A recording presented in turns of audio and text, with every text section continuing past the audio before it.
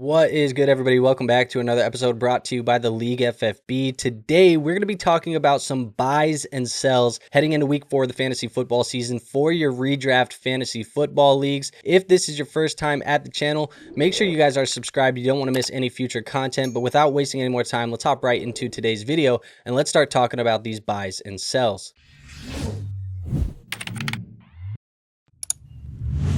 All right, so the first player that I want to talk about here in today's video is going to be Jordan Love for the Green Bay Packers. This is a player that I am certainly buying heading into week 4 of the fantasy football season. He's coming off of a game here where they had a bad loss to the Cleveland Browns, obviously losing that game 10-13, and Jordan Love didn't play that great in the game either. 1 passing touchdown, 1 interception, and 183 passing touchdowns. Obviously, this loss was a shocker for the Packers. Love didn't play well. That's going to probably hurt his value for some people just minorly in fantasy football, but this is also a player who has had 2 games with 2 touchdowns and 0 interceptions before that, so I'm not too worried about Jordan Love for the remainder of the season. He does have an upcoming schedule here that is going to be very friendly for quarterbacks. It's the second easiest over the next month based on points above expectation, and that's going to feature the Cowboys, the Bengals, and the Cardinals coming up, so he has a great slate of games here where he can bounce back and be a high producer for fantasy football teams. Now, the next player that I'm going to be buying is also going to be Terry McLaurin for the Washington Commanders. This is also a player that is coming off of a good, not great game here in week 3.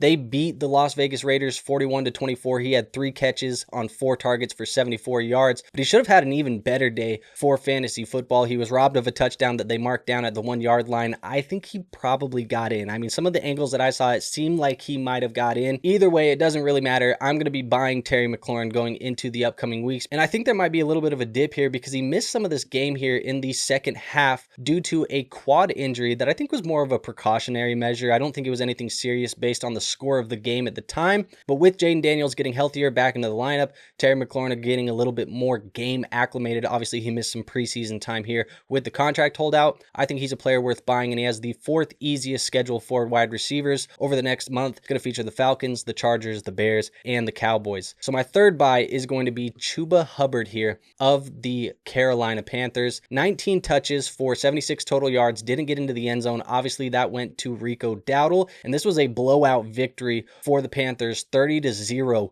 against the Atlanta Falcons. Rico Dowdle was a little bit more involved, and I think that may have been because of the score of this game. And I went into the week nervous about the matchup against the Falcons' run defense, but it didn't even matter. It didn't even matter. He didn't really give us the big day. It didn't look like the defense was that big of an issue for them, but overall, we still didn't get the big day of fantasy football production from him, so I think there might be a small dip, and with people maybe a little bit more worried about Rico Dowdle this week than they were the previous, and I still think this is a player who's seeing a very significant workload in the backfield and a very healthy receiving share here as well, so I'm going to be trading for Chuba Hubbard where I can. He has the 4th easiest schedule for running backs coming up over the next month, featuring the Patriots, the Dolphins, the Cowboys, and the Jets defenses. One more running back I think you should buy should be Quinshon Judkins of the Cleveland Browns. He's coming off of a game here where he had 19 touches for 95 total yards and 1 touchdown.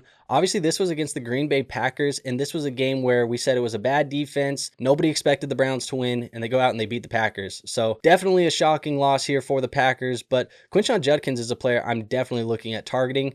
He's starting to get more and more involved in this backfield, and he's clearly the most talented back in the backfield with other guys like Ford and Dylan Sampson. It's not like those guys are bad, but Judkins is just a league of his own in that room. And I think he's coming off of a great week here against a good defense, but I'm still going to be buying in now, even if the price is a little bit higher than it was before, because I think he's only going to get better over time here for the Browns. His upcoming schedule is the 3rd easiest for running backs. He does have the Lions and the Vikings on this schedule, but he does have the Steelers and the Dolphins as well, who've been giving up a ton of fantasy points to the running back position, so definitely a player I'm looking at grabbing. What about some sells though? I do think one of the guys I'm selling is Kyler Murray of the Arizona Cardinals, and this kind of hurts my heart because Kyler Murray's been a guy that I've been a fan of and have been talking about in fantasy football leagues as a player that probably could give you, some decent production here as your QB2 in Superflex leagues, and definitely as a late round QB1 target in your 1 QB leagues. But they lose to the San Francisco 49ers, and the reason why I'm selling Kyler Murray right now is he's failed to give us this big spike week that I've been wanting. This offense, it does look like it's going to be trending in the wrong direction, obviously with the loss of James Conner, and I do think that's going to mess with some of the efficiencies of this offense. And with the loss of James Conner,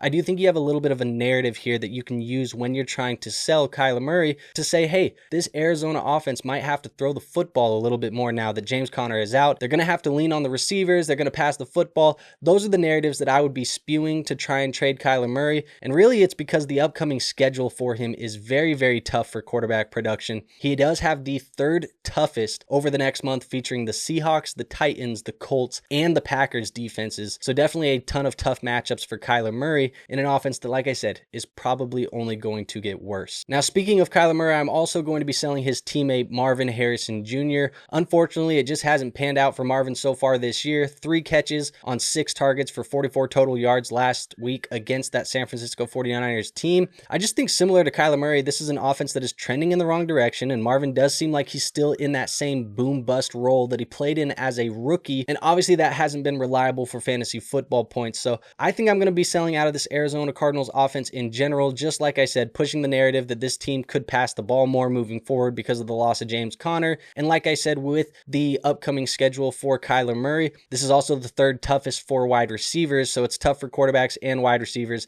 They get the Seahawks, the Titans, the Colts, and the Packers. Now, my last guy I'm going to sell is going to be Travis Kelce of the Kansas City Chiefs. I know it's not necessarily a sell high after this week's game, only 4 catches for 26 total yards in that win against the Giants, but I do think he's still a player that I'm going to be trying to get out of. You know, he's been leaned on a little bit more while Rice and Worthy have been out of this lineup, and I think both of those guys are getting even closer to returning. We had rumors of maybe Worthy being potentially coming back in this game against the Giants. It didn't happen. He's only going to be that much closer this next week. And then obviously Rice is just right around the corner here in a couple of weeks where he's going to be back in the lineup from suspension. So I am going to be trying to sell out of Travis Kelce here while he's still getting involved in this offense before I do believe that his role gets reduced once those wide receivers are back in the lineup. Maybe you can wait another week for him to have a bigger game and, you know, some slightly better stats before you sell him. But he does have an upcoming schedule that is tough for tight ends. It's the third toughest over the next month. He has the Ravens, the Jaguars, the Lions, and the Raiders in his next 4 games. So I'm going to sell out Travis Kelce, even if it's not sell high.